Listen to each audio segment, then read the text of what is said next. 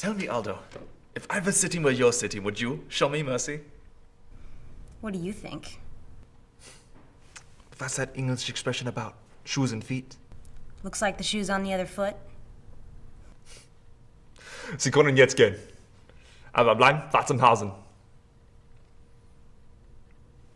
So you're Aldo the Apache. So you're the Jew hunter. A detective. A good detective. Finding people is my specialty, so naturally I work for the Nazis finding people. And yes, some of them were Jews. But you hunter?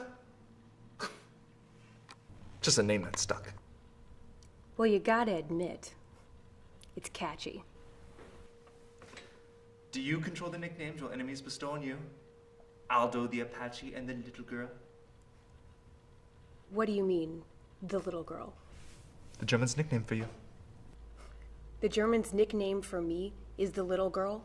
And as if to make my point clear, I'm a little surprised at how tall you are in real life. I mean, you're a little ass, but certainly not circus midget little as your reputation would suggest. Where's Bridget von Hammersmark? Well, let's just say she got what she deserved. And when you purchase friends like Bridget von Hammersmark, you get what you pay for. Now, as far as your two Pizzanos, Sergeant Donovitz and Private Omar. How do you know their names? Lieutenant Aldo, if you don't think for 1 second I wouldn't interrogate every single one of your swastika mock survivors, we simply aren't operating on the level of mutual respect I assumed. I guess not. Anyway, back to the whereabouts of you two Italian saboteurs. As of this moment, both Omar and Donovitz should be sitting in the very seats we left them in, 0023 and 0024, if my memory serves. Explosives around their ankles, ready to explode, and your mission, some would call a terrorist plot, as of this moment, is still a go. That's a pretty exciting story. However, all I have to do is pick up this phone right here, inform the cinema, and your plan's kaput.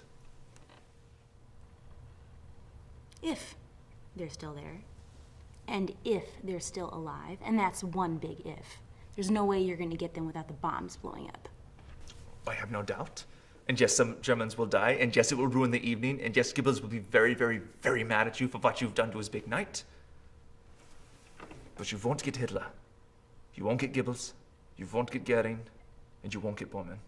And you will need all four to end the war. But if I don't pick up this phone, you may very well get all four. And if you get all four, you end the war tonight. So, ladies, let's discuss the prospects of ending the war tonight. So the way I see it, since Hitler's death or possible rescue rests solely on my reaction, if I do nothing, it's as if I'm causing his death even more so than yourselves. Wouldn't you agree? I guess. How about you, Yutovich? I guess so, too. Ladies, I have no intention of killing Hitler. Killing Goebbels, killing Goering, killing Bormann. Not to mention winning the war single-handedly for the Allies, only to find myself standing before a Jewish tribunal. If you want to win the war tonight, we have to make a deal. What kind of deal? The kind you wouldn't have the authority to make. But I'm guessing this mission of yours has a commanding officer, a general. I'm betting for OSS would be my guess. That's a bingo! Is that the way you say it? That's a bingo. You just say bingo. Bingo! How fun! But I digress. Where were we? Oh yes, make a deal. Over there is a very capable two-way radio. And sitting behind it is a very capable radio man named Herman. Get me someone on the other end of that radio with the power of the pen to authorize my...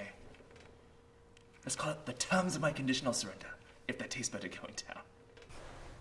You know, where I'm from... Yeah, where is that exactly? Maryville, Tennessee. I've done my share of bootlegging. Up there, if you engage in what the federal government calls illegal activity, what we just call a woman trying to make a living for her family, selling moonshine and liquor, it behooves oneself to keep her wits. Long story short, we hear a story too good to be true. It ain't. Sitting in your chair, I'd probably say the same thing. And 999.999 times out of a million, you'd be correct. But in the pages of history, every once in a while, fate reaches out and extends its hand. Watch how the history books read.